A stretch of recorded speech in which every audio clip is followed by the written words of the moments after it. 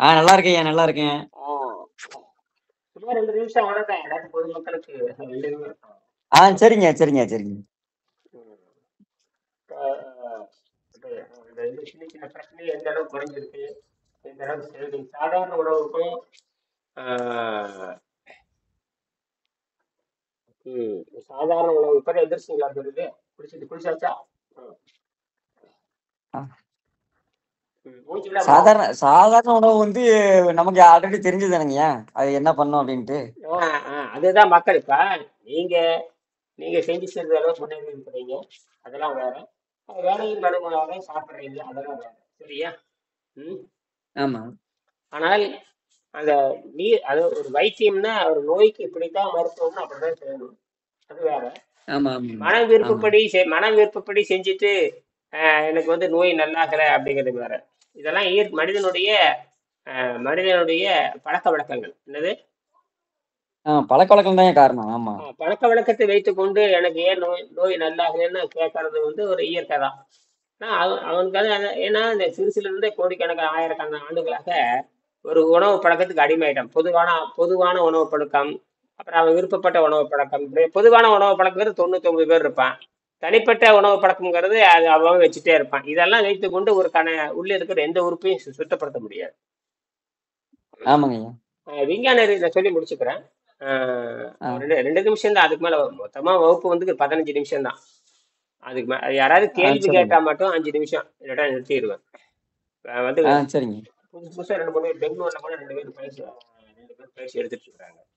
ஏற்கனவே பல பேர் பயிற்சி எடுத்துருக்காங்க. அவங்களுக்கு ஏதோ சின்ன தொண்டையில தைராய்டு மாதிரி ஏதோ பிரச்சனை. இன்னொருத்தருக்கு இந்த முழங்காலுக்கு கீழே இந்த வெரிகோஸ் வெயின்னு சொல்லுவாங்க இல்லையா? ஆமா ஆமா. அது ரொம்ப மோசமான, அது நல்லாயிட்டு இருக்குது. நல்லாயிட்டு இருக்குது.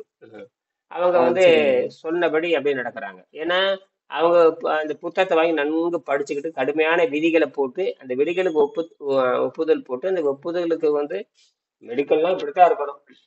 என்ன சொல்றாரோ அதை அப்படியே கடைபிடிச்சா மட்டும்தான் இம்ப்ரூவ்மெண்ட் ஆகும். இல்லைன்னா இம்ப்ரூவ்மெண்ட் ஆகாது. அது ரெண்டாவது வரக்கூடியவங்களுக்கு எல்லாம் இந்த 30 நாளைக்கு வரைக்கும் மெடிக்கல் ரிப்போர்ட் இருக்கும். அந்த மெடிக்கல் ரிப்போர்ட் சாதாரண அந்த 1000 ரூபாய் 1500 ரூபாய்க்கான இந்த மொத்தமா ரத்தத்தையும் சிறுநீரையும் செக் பண்ணி கொடுக்கணும். கொலஸ்ட்ரால் கொழுப்பு சர்க்கரை ஹீமோகுளோபின் எல்லாம் பார்க்கணும். இதெல்லாம் எங்கெல்லாம் இப்போ தமிழ்நாட்டில் பார்த்தீங்கன்னா 1000 ரூபாய்க்கு அரசாங்கம் எல்லாமே எடுத்துருது. சரிங்களா? அந்த ரிப்போர்ட் அந்த மாதிரியே வச்சுட்டு தான் ஆரம்பிக்கிறேன். இப்ப நான் என்ன சொல்றேன்னா அவங்களுக்கு என்னன்னு கேட்டீங்கன்னா அவங்களுக்கு 36 மணி நேரம் நீர் பயிற்சி, ஒரு தடவை அந்த உணவு சாப்பிட்றது இப்படின்னு வேகமா கரைஞ்சிட்டு நிற்கிது. கிட்டத்தட்ட பார்த்தீங்கன்னா ஹீமோகுளோபின் 14.5 இந்த 15 இருக்கும்னு சொல்லுவாங்க.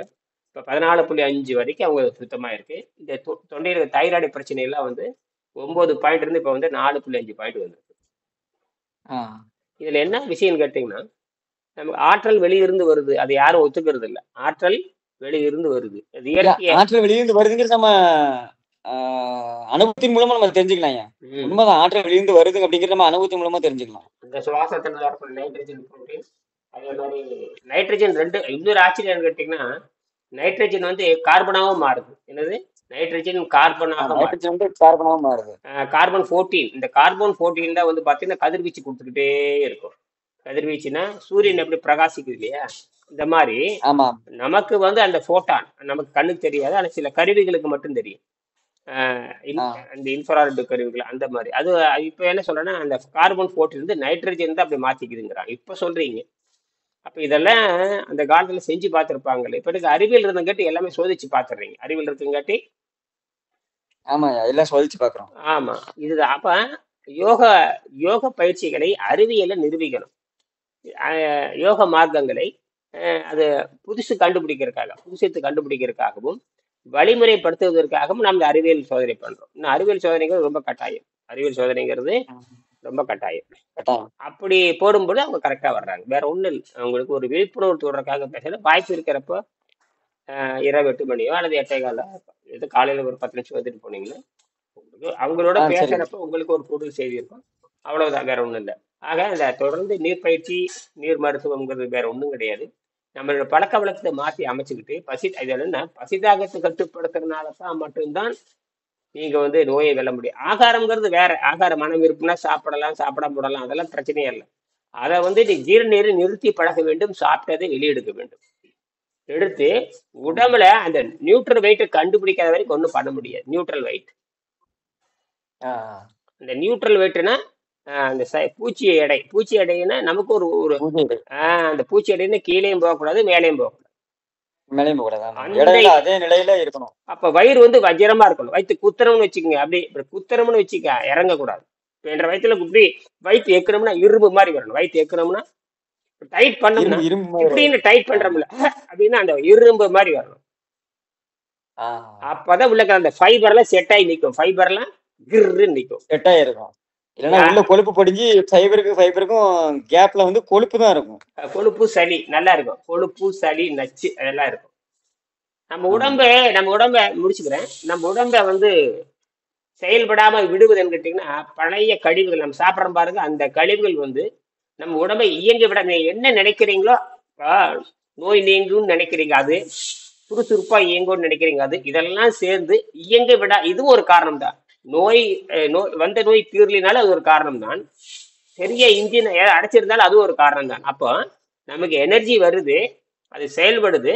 ஆனா அந்த கழிவுகள் வந்து இந்த இயந்திரத்தை வந்து நடக்க விடாமல் செய்து விடுகிறது. ஆ, இது சரிங்க. விபிஓ அப்படின்பாங்க. அது ஏற்கனவே சொல்லி முடிச்சுக்கிறேன். ஏற்கனவே இந்த புத்தகத்துல இவர் வந்து பாத்தீங்கன்னா அர்னால்ட் ஹெகரிட் ஸ்டடி, ஏற்கனவே பேசியிருக்கோம். அர்னால்ட் ஹெகரிட் இந்த புத்தகத்துல அவரோட சொந்த புத்தகம். இதுல இருந்து தான் நம்ம வந்து இந்த உணவில்லாமல் வாழும் கலை புத்தகத்தை எடுத்து எடுத்து எழுதியிருக்காரு வெங்கடேஷ். சரியா? இதுல என்ன சொல்றான்னு கேட்டீங்கன்னா, அந்த வீணை விட்டல், பீனா பவர், ஓனா அப்செக்ஷன்ங்கிறாரு. வீணை வெளியிருந்து வரக்கூடியது, அது கைனட்டிக், அது பொட்டன்ஷியல், பெட்ரோல் போட்டாச்சு. அதுக்கப்புறம் பவர்னா அந்த பெட்ரோல் வெந்து ஹீட்டா மாதிரி வெப்பமா கொடுக்குது. அப்ப இன்ஜின் நகரணும்.